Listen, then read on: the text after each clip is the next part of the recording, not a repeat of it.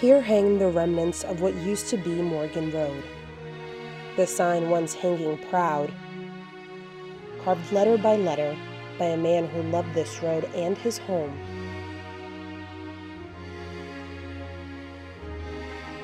Now more resembling of an old forgotten cemetery. This unsuspecting happy carved pumpkin has no clue how correct its beware sign is. Beware of the skeletons and the secrets the walls of a single home on this road possess. The home once full of laughter, people, life. Overgrown by cobwebs, deteriorating wood, and an eerie sense that if these walls could talk, they'd have one hell of a story to tell. I haven't stepped foot on this property in close to 9 years. Your soul, your life, your energy no longer lives here. All that remains is the shell of a home that used to harbor every minute of our lives. The rustling wind blowing down the road to your favorite spot, where a part of you will always remain. Your ashes on the floor of this lake, rocking violently on this pier as I sit here allowing myself to fall apart for the last time. It's the only place where I feel you. I smell you. I'm surrounded by you. You're in the water, in the air I breathe, and in the changing of the seasons. This is where I say goodbye. It's been a hell of a journey, but it's time to let you go. Close the door on a chapter that robbed me of my childhood, my innocence, my family, and my sanity. I'm letting you go. It's time to find peace and leave the demons of the past in the past. Finally letting you rest in the peace you are so desperately searching for.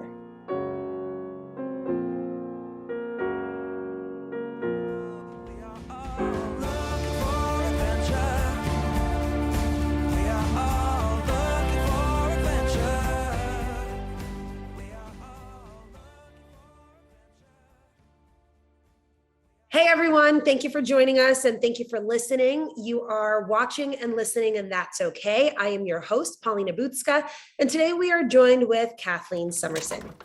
Morning, girls. You became a major part of my family. I think we merged our families together in the course of a couple of years. You were our upstate neighbor. We could see your house from our house where we had our summer home. We weren't friends. Like I said, we became family. You also have this dual meaning in our lives because you were the first person upstate on the day when my dad died. Today, when this episode is airing, is actually the 10-year anniversary of my father's suicide. And I thought it was very fitting to go back to that day and kind of walk through what happened. Let's start off with October 28th, 2011, what that was like for you. I got a phone call when my husband was in the hospital at Orange Regional in Middletown from, I believe, your mother, saying that she was very upset about Bart. And I had seen Bart like a day and a half before, and she asked me if I could go see Bart. And I said, I'm not home, but as soon as I get home, I will go see him. When my husband got discharged and we came home, there was cars in the driveway and we couldn't pass, and they were at your house. I said, well, I'm gonna go in and see Bart, because I didn't know who they were. The next point I knew they were state troopers, and they said, you can't go in. I said, oh no, I can go in because I'll talk to him. He'll be fine. So they told Kurt, don't let her go in. And they explained to Kurt what happened. And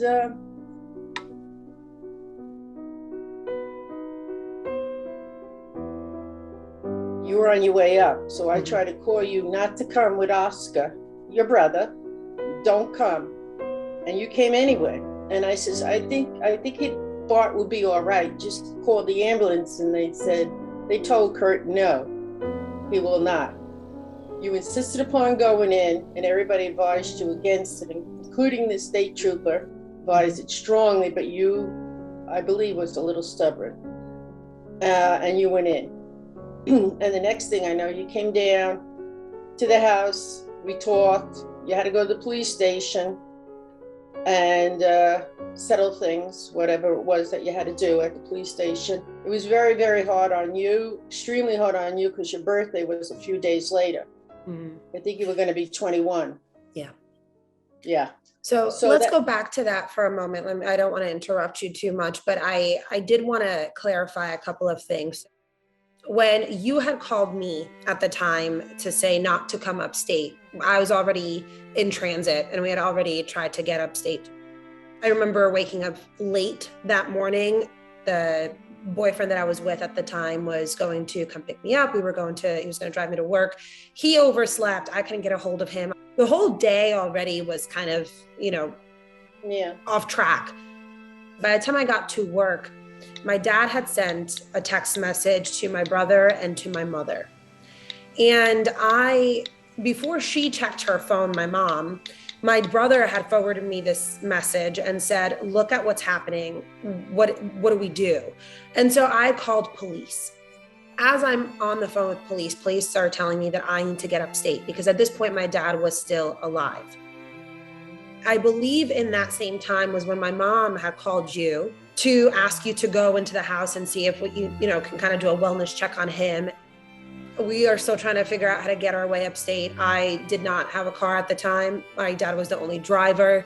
My ex-boyfriend at the time was the only one who did drive. So by the time we finally got a hold of him and we started to go upstate, it was about a good 2 hours of time had passed.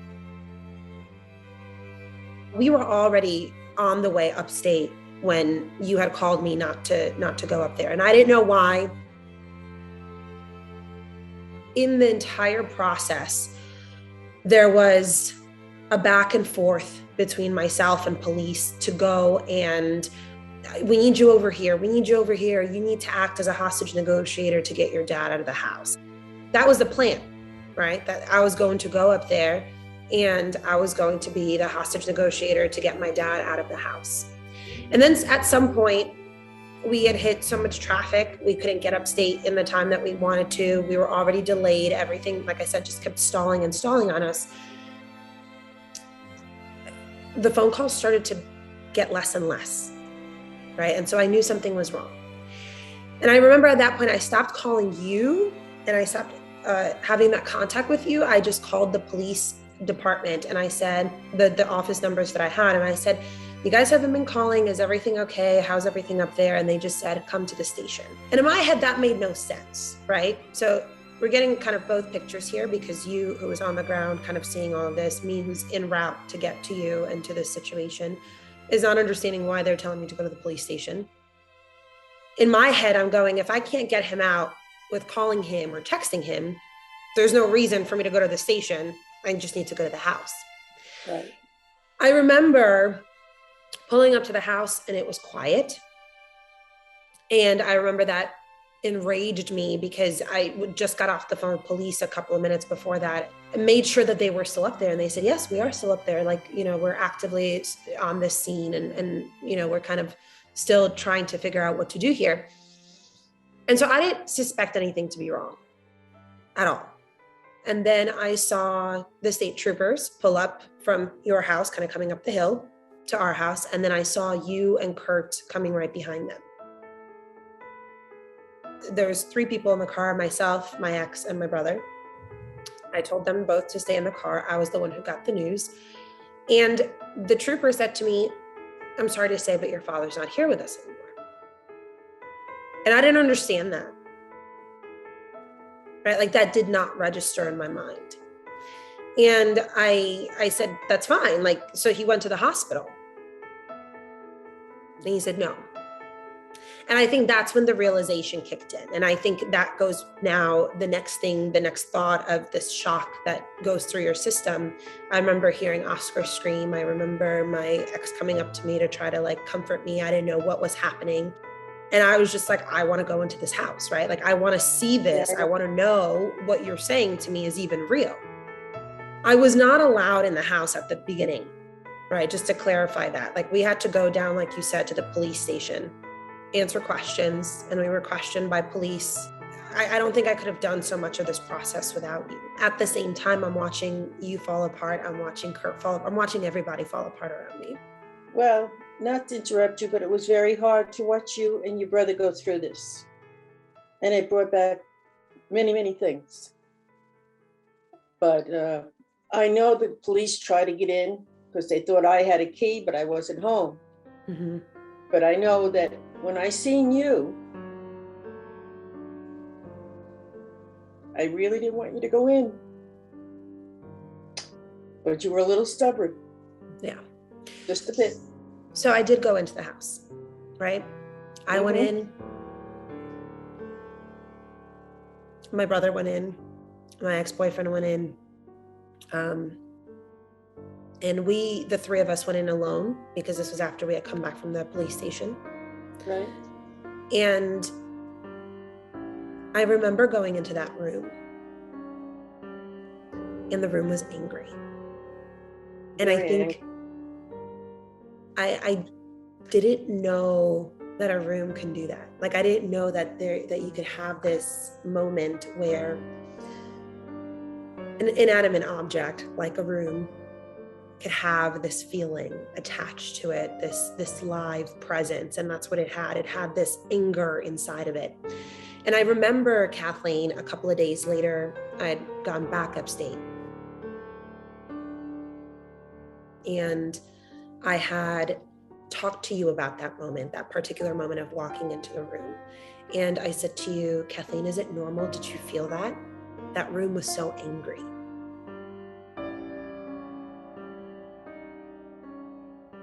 You had validated me, and you walked me through that too, because I think for somebody who had walked into the house, who has also seen what I've seen, you take it differently than I do. But like you said, it brought up so many different memories for you as well. And we're going to talk about that in a moment, why, but let's go back into that room for a second. When I went into that room with you, and that was like you said, a few days later, or 2 days later, whatever it was, because your mother had called me the next morning and asked me if we could arrange to have somebody go into the house, to that particular room, and clean it. But we did, but they couldn't come when I wanted them to come. So we went back in, and I thought to myself, this room, this is a very sad and angry place right now. And the truth of the matter is, I don't believe your father really thought he would come to that point. But, you know, you reach a point where you can't turn around, you can't stop, like, you know. And with you, when I went in that room, I seen you and your face went white. And it took you a long time to accept the fact that he did this. You know, I don't believe that he really meant to do it. I really don't believe anybody means to do it. But it's very, very hard on the people they leave behind. Very hard. And I think once everything was settled and quiet, you did fall apart for many, many years. I think you weren't yourself. I don't mean to be mean or anything, but you were not yourself. Oscar took a different route. Your mother, every week your mother called me after that. She wasn't adjusting, she wasn't doing well. I says, it takes time, you'll never forget, but it takes time, you know. And eventually it did take time with your mother. But you, I think you're just coming around to it now. I think this affected you more than anybody. And I'm not saying anything against Oscar or your mom, but you know, daddy's little girl, whatever you want to call it. I don't think Bart really, because I seen Bart 2 days before that. We sat and we talked, you know. He was upset, but he wasn't like angry. But I know the day that happened, the cops did come down here, the state troopers did come down to my house to look for a key. They had to go back to the station to get like a jimmy to get in the house. And once they knocked on the door, that was it. I don't know. And I think your father was, I don't want to be mean, but I think he was drinking a little bit. No, he was. He was drinking a lot. He was drinking a lot.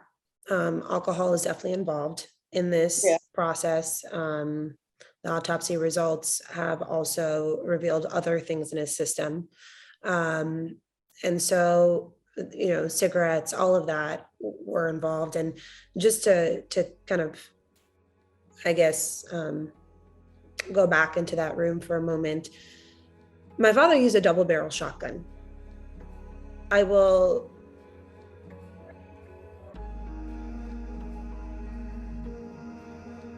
let your own, I guess, mind take you to where it needs to go to kind of go into that room. But I remember not only the anger of that room, but I remember the anger in myself that came up in that room. The anger of seeing what he did, the reality of it. I remember just having this moment of, are you fucking kidding me? Like, this is what you thought, I don't know, like you boiled yourself down to, like, this is all you were worth. A few days later, when I went back upstate, what I wanted in my head was to go back into that room and kind of make peace with it. There has not been peace, right? Like this has been a very long journey. Very long, 10 years journey for you. 10-year journey for me. I don't go back into that room.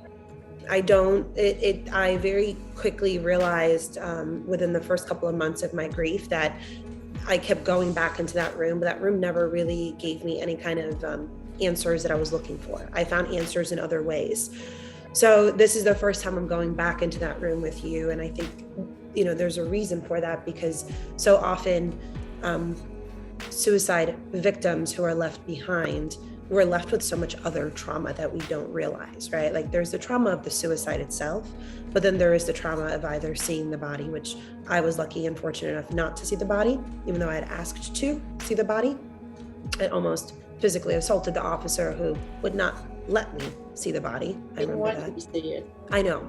I think the rational side of me now understands that. In that moment, you don't understand it, right? Like I just, nothing made sense in that moment. And so you're trying to almost like shove your face into it to be like, okay, this is why, like this is really true. So let me see the evidence. Let me see the body. Let me see the room so that I can understand that you're telling me that my dad took his own life, because I don't understand it and I don't want to understand it. And so there was a lot of that in the very beginning, trying to, I guess, put myself into that moment and just like that shock factor of like, I need to see it. I want to see it.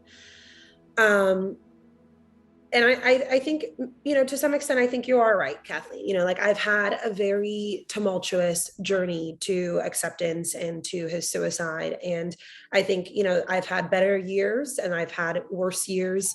I've had, ups and downs, and then life has kind of thrown other curveballs at me. And I think a combination of that is really where so much of this journey has led me to where we are today, talking about this on this podcast and this video blog, because being back in New York, as much as, this is the place of where it happened. I'm living in Albany right now. So I am 2 hours away from where it happened, closer than I've ever been before. Yeah. I'm in a place that reminds me a lot of the place where the house was, where we spent a lot of beautiful times and memories. And let me say this, your father, to me, was like a younger brother or a nephew. Or a son. Not a son. Maybe. But I remember when your father seen me after I had cancer, and he was shocked. I could see it on his face. And that's how I felt when I heard the news. Like, how could you do this, But I think you coming around full circle, I think it's good for you. I really do. And I think talking about it helps. They don't really realize how much they hurt people when they leave. And I don't think that's in their intention. And the truth of the matter is, I think once the state trooper knocked on that door the last time, his hand, unfortunately, went off. It went off. I don't think he really wanted to do that, because he talked about your birthday coming up, the party. You were having something. But I remember the first time we had Christmas Eve at your house. up here in the country, a Polish Christmas Eve. I never was at a Polish Christmas Eve. They're And my father beautiful. tried very hard for me to eat different things, you know. So, but I just wanted you to know, I don't think he intended, nobody intends to do this. Nobody. I It's think just in a my, split-second decision.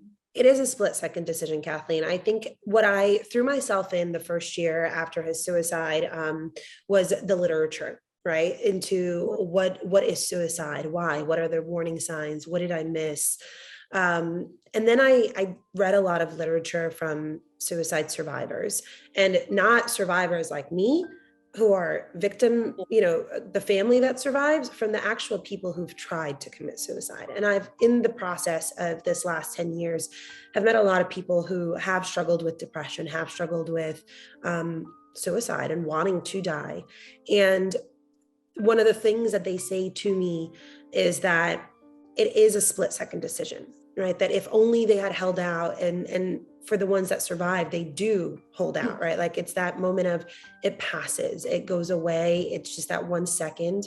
But I also go back to the fact, Kathleen, that this was not my father's first suicide attempt. Oh, I didn't know that. Whether it was an attempt in him just scaring us or him trying to commit suicide, this was not his first attempt.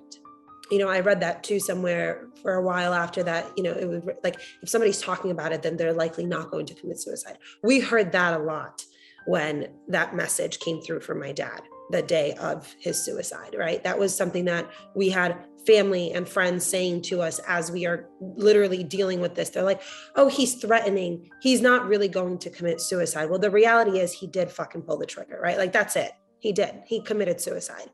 And so I think so often we play it off as, it's just somebody's going through something, just be there for them. But there is a pattern that happens too with many people who do end up taking their own life, that, it could be dormant for many years, or maybe their first attempt, and unfortunately it's their last, right? Like that decision is so permanent because there is no going back from it.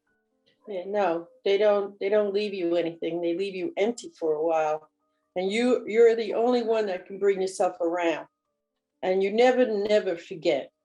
And you're angry with them because you think, well, you could have waited, I could have helped, I could have done this, but they do it, and then you're there empty, totally empty. But you're the only one that can bring yourself around. Like I told your mother when we talked, and we talked almost every week.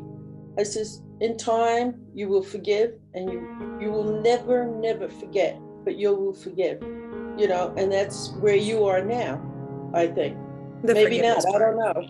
I don't know that I've forgiven him. I think that's where I'm at. I think you're absolutely correct that like my final stage is I'm still going between the anger and the grief, right? Of I don't want to forgive him for what he did. I think for you to go on, Paulina, to go forward, you have to forgive. Correct. Because he was not in his right mind. I think you bring up so many great points. And these are all things, again, I'm striving to get there. I am a work in progress to get there. But I think it takes a long time, right? Like, and I think, for the first 5 years of my grief journey, I didn't want to deal with it. So really, I've only been dealing with it for the past 5. And when I started to scratch the surface on the healing journey, I stopped, I got married, and then that took on a whole other level of trauma that, I kind of put everything else on the back burner. So it's like coming back full circle and knowing that I have to deal with the trauma of my dad, the trauma of my marriage, the trauma of being back, right? Because that is a trauma in itself. Yes. And so I'm very aware of that. And in everybody that I've spoken to who's kind of been on a similar journey as I have been, it's a long journey. You talk about time. That's something that in the first year did not feel even possible.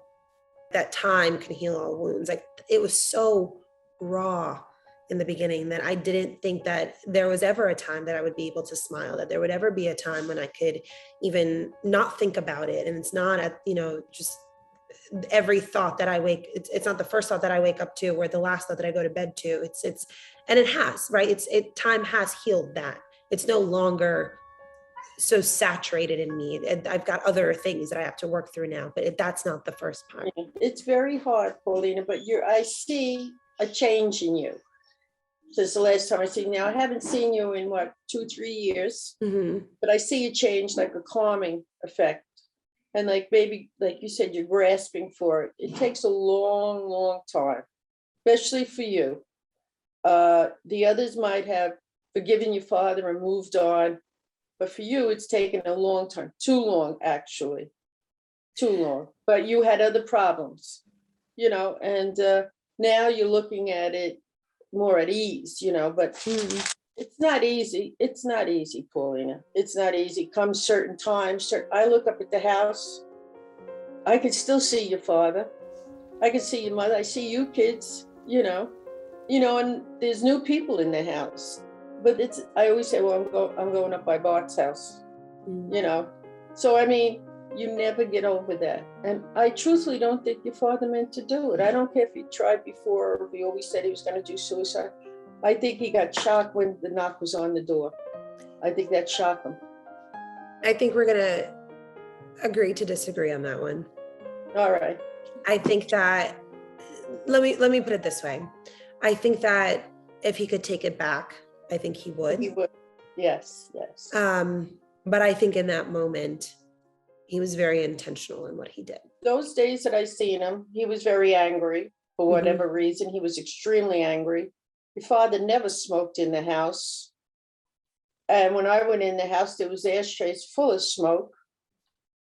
And I mean, your father had beer or the Polish liquor. We had no liquor in the house left. To kind of put that into perspective, we were coming off 4th of July weekend that did not happen upstate, that we were supposed to have a lot of people over. So we had a lot of alcohol upstate. And it was gone. And it was all gone.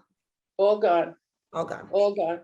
When you're in that frame of mind, drinking and, your mind is racing and whatever anger issues you have, they come to the surface and you don't know how to stop it. You just don't know how to get over it. Like just push it away, But I mean, to me, I hated the thought you went in the house and then I didn't really want to go in with you again. But I didn't want you to go in by yourself. But it's 10 years. It's hard to believe. It's just very hard to believe, And I'm glad in a way that you're coming around slowly, but you're coming around. And Kathleen, I am. I think I'm in a much healthier and much better spot. I think that, this podcast came about because of the struggles that I've faced in the last 10 years that really stemmed from his suicide. I think that there were other issues there before, but I think that it's been a journey, and I think it's caused other drama, and then it's been compounded trauma. Right. And, kind of where we are today. And, in my travels and in my journeys, what I have found is that through sharing the story, there is comfort, and there is a peace that comes with that you're not alone in the grief and in kind of this journey of trying to find yourself from what happened to you. And I think that for you came full circle because you became my sounding board, which I apologize that you did, because that's all right. I know that my dad's suicide was triggering to you, because you too had a suicide in your family. Yes. Can you talk to me about it? I talked to you, but it took me a long, long time to talk to anybody. And I still really don't talk about it. I speak to people that are close to me that know. I read the letter. I didn't enjoy it, wasn't something I would like to read again. I don't want to, but you have to just come to terms. But in my situation, they were very sick. and they didn't see there was an alternative. Maybe there was, and you're younger, but I mean, it just comes around. Like I told your mother, in time, you heal. Not great, but you heal. And everybody takes a different course on how they heal, just like you. It takes you a little longer, but eventually you'll forgive your father for what he did. I have forgiven the person that took their life. I really didn't want to, but I had to, for me, to come at peace with myself, So, I mean, and it's hard because I don't really talk about it to anybody. You should know that, Paulina. I do. I do. And I appreciate that you are, when I approached you about this episode at first, full transparency, you hesitated because you thought I wanted to talk about your personal suicide. And I know that part of your life is still so private to you. And so, we agreed to keep a lot of that private because of that. But I wanted to talk about my own journey in suicide, and I didn't really know a better person to talk to about it than the person who experienced it with me that day. I didn't really tell you exactly what happened that day. I never really mentioned exactly step by step what happened when it happened, because I felt there was no reason for me to say anything. I couldn't comfort you the best I could, but but I felt like with your father, he was a good person. Mm-hmm. He was, Paulina. He had his faults. We all have our faults, but he was a good person, and he was a good soul to me. I mean, he was there when I needed him, and I could still see him walking on the deck or making those barbecues in those pits and bringing out a steak. Oh my God. And I don't even eat steak, but bringing out a large steak, oh my God, I don't want to insult anybody, but I don't want to eat it, We really don't get insulted that easily.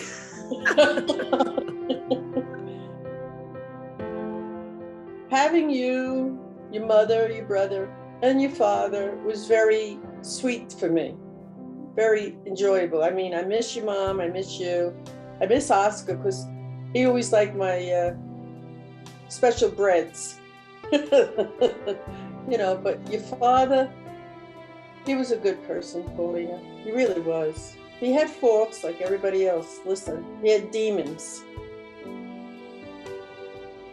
And we all do. And I think those demons are what make us human, right? But I think just opening that line to communicate and to talk about those demons is really how we navigate and hopefully never have to see somebody else go through this, right? Like, I think that would be, in a perfect world, we wouldn't see suicide, right? We wouldn't have these common stories that bind us together. But the reality is that it does happen. I think now more people are talking about depression, mental illness, maybe the way the world is today, I don't know. I mean, growing up, I never heard of mental issues, or you went to Bellevue. I didn't even know what Bellevue was. I didn't know they had a psychiatric ward when I was a kid. I thought you just went to the hospital, So, I mean, you didn't talk about it. And I think there was a lot of people in my generation and older that depression has set in and they don't face it. They just don't face it. Like, you don't want to admit, oh, I'm depressed. I don't want to talk, So I don't know. But I think with you, you're doing better, I think. I hope. I hope you are. I am. I promise you and any viewer and listener, I am doing much better. I think, again, I was so excited for this podcast when it finally all clicked and everything kind of came together. And then the reality of having to share my story also clicked. And I think I've said this in a couple of episodes where I almost backed out of it because it's terrifying to open up and to say, this is what I've been through, and it's not pleasant. It's not pretty. Yeah. It's really the ugly and broken parts of me. But you know what, if you want to know me and you want to I guess, heal from that trauma, then you have to talk about it. And so that's where I'm at. I'm on a journey, and meeting so many incredible people with similar stories who have helped me along the way, yourself included, Kathleen.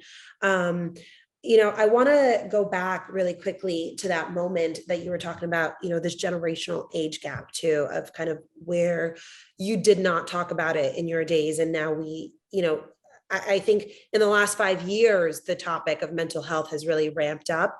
And then in the last year, I think 2020, mental health really did become another topic of discussion that we started talking about on top of the pandemic. One of the things that comes to mind when you talk about that generational gap is when I called my grandmother, my dad's mom, in Poland to tell her about my dad. And she heard me, and her response to me was, "So what happens if I just tell people that he was cleaning the gun and it went off accidentally?" And I remember that enraging me, because I'm like, I've seen the room. There was no accident. This was no accident. The torture of that day, this was no accident. And it took her a long time, right, to kind of get to a point where she doesn't talk about it. Now she has other health complications, but she didn't talk about it, but she was okay to say that he committed suicide. In the older generation, like before me, if somebody did do suicide, you didn't talk about it. First of all, if you're Catholic, like I am, Catholic, Irish Catholic, you couldn't say they committed suicide because they couldn't be buried in holy ground. Correct. So, Polish, you could not say. So it would be better if the gun was off, they were cleaning, hunting, whatever, And then with my generation, you just don't want to admit, well, we went through so much, Vietnam, the marches and everything like that. You didn't talk about anything like that. And there was a lot of people that came back from Vietnam that perhaps they should have seen somebody, perhaps. Or perhaps the person they were with should have realized something was wrong. Perhaps, I'm not sure. I don't know. But I'm saying it's good that you're talking about it, because there are a lot of people out there that get depressed. I mean, you're not happy all the time. I don't think so. No.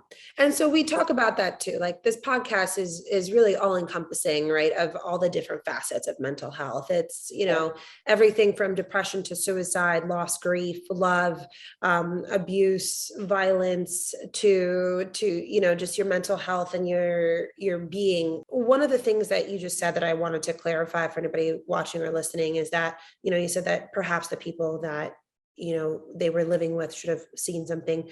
I think so often you do see the signs and you don't know what to do with those signs. I'm talking about my generation. Gotcha. There was no signs. And if there was signs, I didn't see them. You just didn't talk about certain things. You're here, that's all that matters. So what's the difference? But I mean, later on, I think your mother's seeing the priest that she's seen, or whoever she talked to at the time, besides me, did her well. You clammed up a little bit. You pushed it in the back of your mind. You didn't talk to people, I think. I had a couple of other, situations that were going on as well. I talk about this on one of the episodes where grief is grief, but my friends around me at the time, I don't think they knew how to handle it, so I didn't really have anybody to talk to. I had two people, and it was my best friend and my boyfriend at the time. And really past that, there was nobody, right? My mom was in and out of psychosis for the first year. Like, she was not there, for so much of that first year. We thought we would lose her to suicide. As well, because she was on a psychiatric hold for the first 24 hours after, and then moving forward, she, the grief was the heartache was so hard on her that we thought that she would end her life to be with him, and luckily she didn't. But I think that there are other things that I had to do other than grieve. Right. And so I think that's the thing. There was, I commend my brother so much in that process. The amount of work that went into even surviving that first year, I don't think I would have made it without him, because it really was just me and him, right? Our entire family is in Poland, our immediate family. So we only had our chosen family out here, which was friends who became family, yourself included. And really it was just me, my brother, and my mom. And my mom was, she lost her memory for the first 6 to 8 months, I think it was. Yes. Has no recollection whatsoever of what happened. But I do, my brother does. I took care of the family business for that time, that first year, and my brother took care of my mom. For me, it was easier to throw myself into the books, throw myself into making sure that the business was running and making sure that, things were back to normal on that front, but I couldn't handle the emotional part of it, right? Like there was already enough emotional turmoil inside of me. So you just shut down emotionally. Yeah. You just completely shut down. You were there, but you weren't there. If you look deep in your eyes, you were not there. Mm-hmm. Your eyes were blank, dark. Now your eyes are fine. It's like when I first met you, your eyes are very sweet now. I mean, it wasn't that they weren't sweet then, but you were blank, just blank. You do. You feel empty, I don't Kathleen. Mean nasty. I'm not. No. I think, it's true. It's true. I think there is a hole that suicide leaves inside of you, right? Like, I know that I kept saying to my mom, not my mom, my boyfriend at the time, I kept saying to him, I don't see color right now. Like, I would walk outside and I knew the sun was shining, but everything looked on a gray, like, it was on a gray tones scale for me, like it black and white or gray, and nothing, there was no color, there was no life in anything. I was just going through the motions. Yeah, it's hard. It's very hard. I mean, and nobody really understands it unless they have gone through it themselves. And 9 out of 10 times people don't want to talk about it, or it brings up very bad images that you don't want to admit, So I'm glad though, like you're coming around now, and Oscar is fine, right? He's better. And your mom's doing better. I think, I think, Kathleen, better is the term to use, because I don't think that any of us will ever fully be okay. No. I think that's the takeaway from all of this. And it may be a very grim takeaway. But the reality is that you are better than you were. You're not going to be 100%. You're not going to go back to the person that you were before the death. No, because the person you were beforehand no longer exists. Correct. Because you have changed. You were forced to change. I didn't like the change.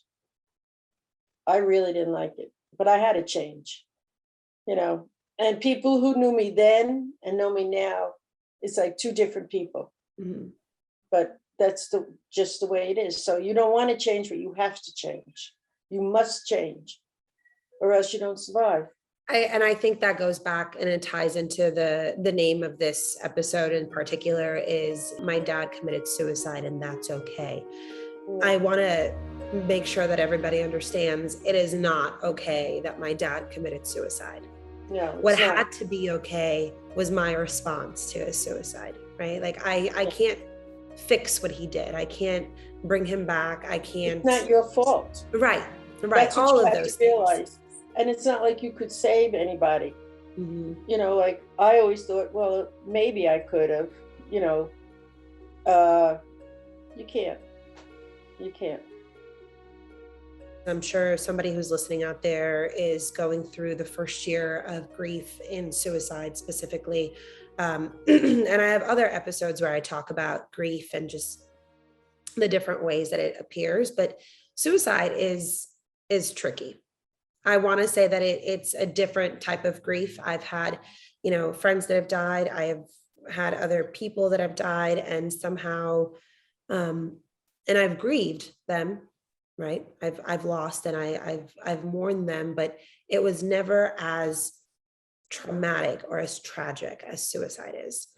And I think the biggest part of it, that the tragedy occurs in it, is that you're left with all these whys. That's the problem. You want to know why. Why couldn't you reach me? Why couldn't you talk to somebody, other than doing this? To me, it was like, why didn't you reach out? Why didn't you just reach out? Call somebody, anybody. And then it's just very hard. And you leave people behind and you're wondering why. Why would you do this? What was the problem? Was it that bad? To me, it was like your father just speaking of your father, I think it was just demons and the drinking and everything else. Right. If he wasn't, because he never smoked in the house, never, because of the asthma situation. And I think if I was home, maybe if he called, and it was very strange when he called down here to speak to me. He asked Kurt, he said, well, can Kathleen come up and talk to me? He said, could you send Kathleen? He's a very proud man. Yeah. I don't know what to say. You just do the best you can. You try to talk. But I think with your father, he had a lot of demons. And I think it was just a split second. And he didn't mean to hurt anybody, I don't think. I don't think so either. I think that, especially you, Paulina. I don't think he meant to hurt you as much as he hurt you. All this journey, 10 years later, it's, I don't think he meant that. I really don't. I don't think he was that type of a person, that mean of a person. He wasn't mean. No. So I don't know. He just had demons. So many things come up kind of with that, Kathleen. Anybody who is out there and struggling, listening, watching, I really do encourage you to just reach out to anybody, anybody. Kathleen, you say 2 days before my dad had reached out to you, I think that lifeline was still there, right? What transpired the day that he died was different. But I think it goes to show that, like you said, you don't even know what to say sometimes, but you do say the words, if you are the friend that gets that phone call, or you are the friend that is responding to something like this, go over options. There are hotlines. There are other ways to help. If you talk to them, you could actually maybe talk them out of whatever they're planning, or till you get to where they are, or get somebody to where they are. I think if I was home, maybe it wouldn't have happened. Maybe not that day. Maybe not at all. He would have passed. It would have passed maybe. Who knows? I don't know. But to you, it took a very long strain. I don't think he ever wanted to hurt you as much as he did with the situation he did. I think one of the other things that we have to highlight, and this is something that, the rational side of me knows that my father was not in his right mind when he was not committed suicide, right? That's the bottom line. There was something physically, psychologically, chemically imbalanced in his brain when he committed suicide. That does not take away from the pain that they leave behind. Like I said, the rational side of me knows that, this was a disease that killed him, that it was an untreated disease, and that there could have been so many other options for him had he only asked for help. The other part of me does struggle with, just saying, why didn't you call? Why didn't you reach out? Why didn't you fight it? Right. And again, I think that internal battle continues. And I think that it's gotten better, right? I don't blame myself for his death anymore. I think there was a long time that was there. I don't think I go through the whys anymore of why did this happen? I think I've answered those whys. I don't fight myself anymore on if I had gotten there earlier, if, I don't know, I left the day before to go upstate and see him instead of the day of, or, if we had taken this route instead of that route, then maybe the outcome would be different. There's so many different avenues that your mind goes through in light of suicide. And I don't do that anymore. So again, I think That's good. I'm definitely not healed, No, but I'm not a mess or a wreck anymore over it either. you're not lost anymore. No, I think I'm just trying to now make a community for people where I say, it's okay that 10 years later, this still comes up. Some people don't deal with it. Some people won't ever deal with it. And some people will end up kind of following suit. So many different things that popped up for me in light of my father's suicide. It was the fear of having kids and passing this along to somebody. It was the fear of, I don't know, getting married and the person I'm married to does this to me. It was the fear of when I get to 41. Yeah. At that point, I will have outlived my dad. And it's that moment that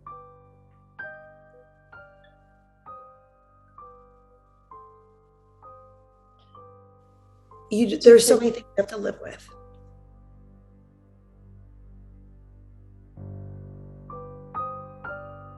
For you, it's hard. I mean, it's still fresh. You could see it. It's still raw. But like you said, you're doing better. You're doing better. Let me tell you, just talking to you and trying to get through about your father brought up certain things that I just pushed behind. And like I told you, I don't talk about it. I don't want to talk about it. And I'll talk to you about your dad, but it's still very hard because I don't understand. You were sick. You weren't drinking. You were quite sober when you did this. So this hurts me more that you knew exactly what you were going to do, So, I mean, with you, though, I am happy to say the 10 years, you went on a journey. Your journey's almost coming to a complete end. You just, after a while, you have to say, I have to let it go, because if I don't let it go, and where you said, and I thought about this, with this, do I have this gene? Will my children have this gene? I thought about that, and no, I don't think it's in the genes. I think it's the person themselves, and at one split second, the person makes a wrong decision. That's all that's to it. It's like if a drunk gets in a car and kills somebody, that's a wrong decision. Same thing with a suicide. It's a wrong decision, but they feel everything's going to be better. But they don't know if it's going to be better where they go. I don't know, but your journey's coming full circle and almost going to close a little bit. I hope. Hopefully. Hopefully. I think that, again, I probably cried more on this episode than I wanted to. But I also didn't cry for the first 5 years of my father's suicide. Like you said, I was so vacant. There was nobody in there. There was not a soul or body. There was just a body and a shell. There was no soul in there for me for the first 5 years. It really is emotions rushing back in. And it's a lot of these things that, some I have processed, others I have not. And there are things that still scare me, the unknown, right? But I've come to a point to know that I can let those fears sit there and I can let those fears take over, or I can move on and try to move on. And to the best of your ability. Right. And hopefully in the process, educate somebody, and in the process, help somebody through their grieving process. Because again, these shared experiences, Kathleen, like you said, you don't talk about many of them, but you were so open with me in the time when I was going through my suicide, because I knew what happened to you. And that helped me feel less alone, because, suicide is isolating. Suicide, it for the families behind, there's so much loneliness. I remember specifically after the funeral, after the wake, after the casserole stopped, after the guests stopped, it was such a busy first week and a half that you don't have time. Like you're just going like, okay, I survived an hour. I survived an hour. I survived the first day without him. I've survived the first week, the first 2 weeks. And then that first 2 weeks, you still have so many people coming in and out of your life because everybody's there. And then all of a sudden everybody stops. And then it's crickets. And then it's you, yourself, and your thoughts. And that moment is so scary because the reality of what happened is really, the magnitude of what happened is really there, right? And so, again, my message to anybody in all of this is reach out if you are in that position where you are so low. There are options for you. There is help out there for you, and you are loved and you are wanted and you are cared for. If only you just ask for that help. And if you are the family or somebody going through the grieving process,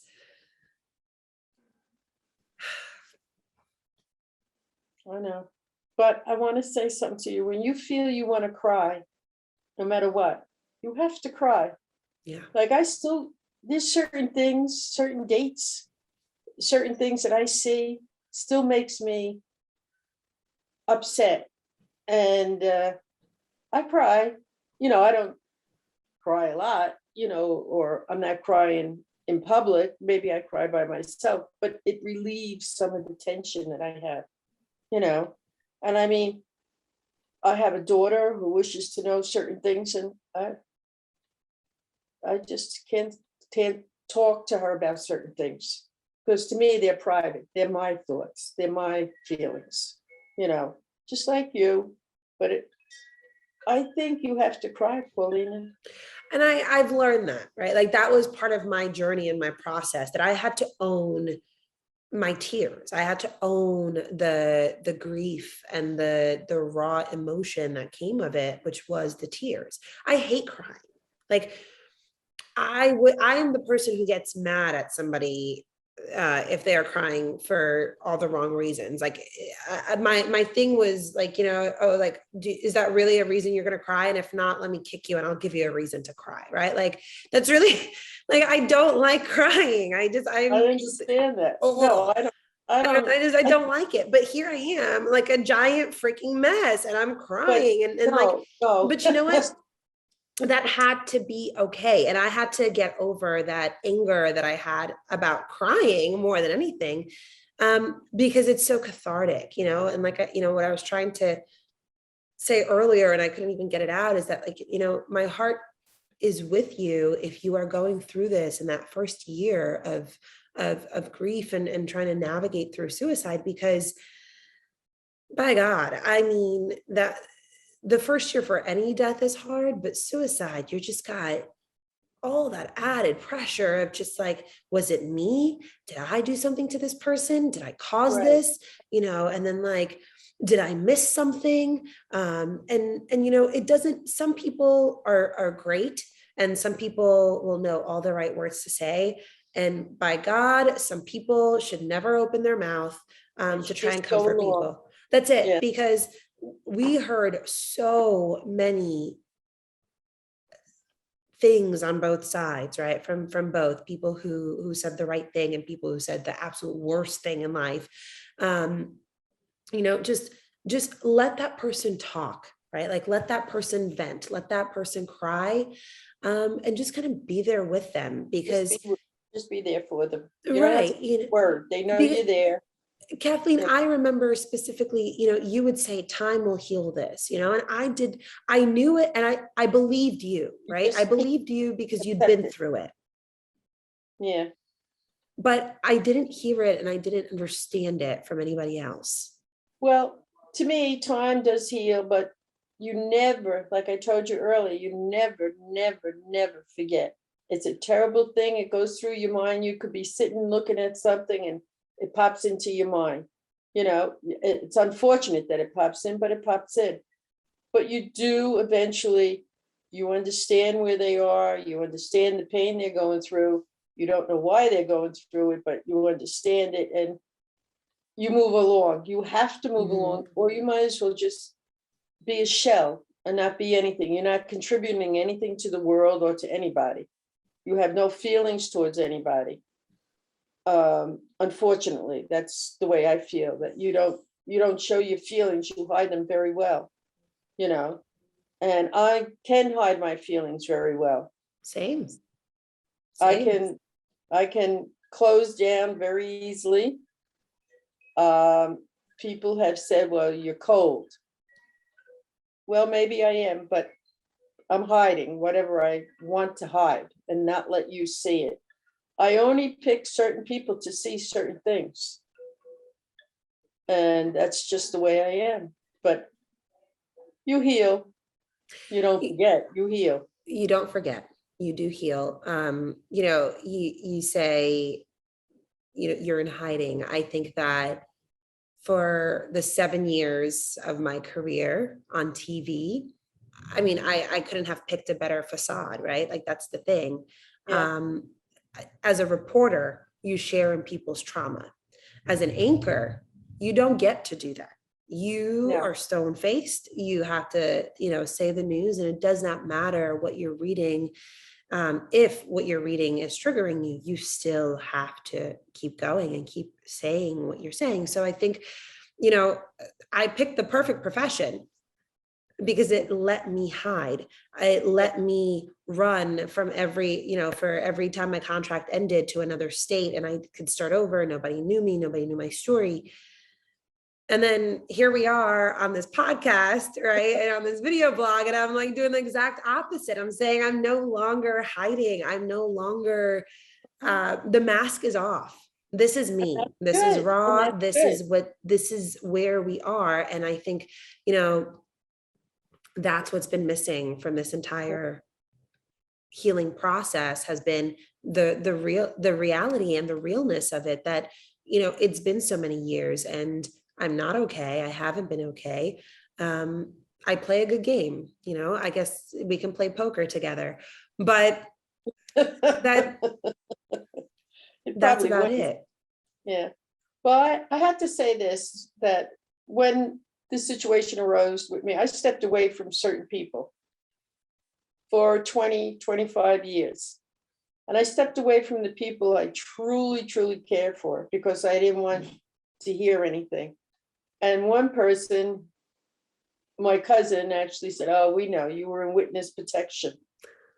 So that's the joke in the family, that I was in witness protection for a number of years. It does, like you say, you can hide your feelings, your emotions. I can shut down. I can do it very well.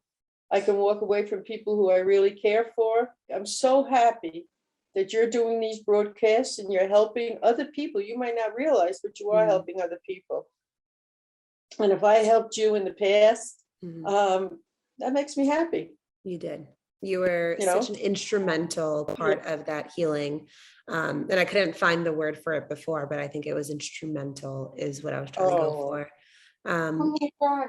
Because like I said, I would be able to talk to you, and I had a fellow traveler, a fellow griever, a fellow survivor to talk to about this. And that just meant more than anything. Kathleen, one last question, I think to wrap this all up is, do you have any advice for anybody out there who is either in that moment of contemplating their own life, or somebody who is in the process of grieving somebody who took their own life? I would say talk to somebody or call. Make one last phone call before you decide to do anything. Maybe that last phone call could save you and save the other people, you know, because it's hard.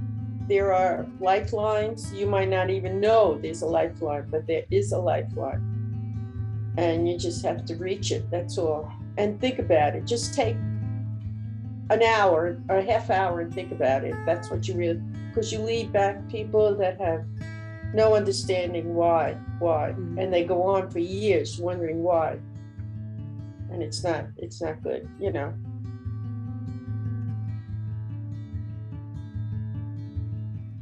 But I'm glad you're doing good, Paulina. I am. And ladies and gentlemen, it is the 10-year anniversary. I am alive. I didn't think I'd get here. I didn't think that, this day would come. And I'm happy that I can get here with a smile on my face, and it's not so excruciating, and it's not a fake smile. It is genuine, and it's genuine happiness to know that I am on the path to healing. So with that, Kathleen Summerson, everybody. Kathleen, thank you for being on here, and thank you for just being a part of our family. Oh, thank you, Paulina, and thank you for accepting me into your family. Guys, thank you for watching.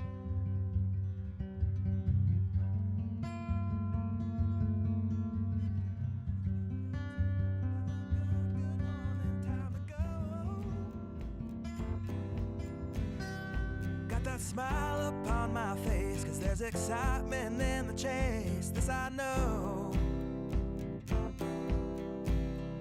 Yeah, I'm going for the ride and find myself, I am alive, and I soar.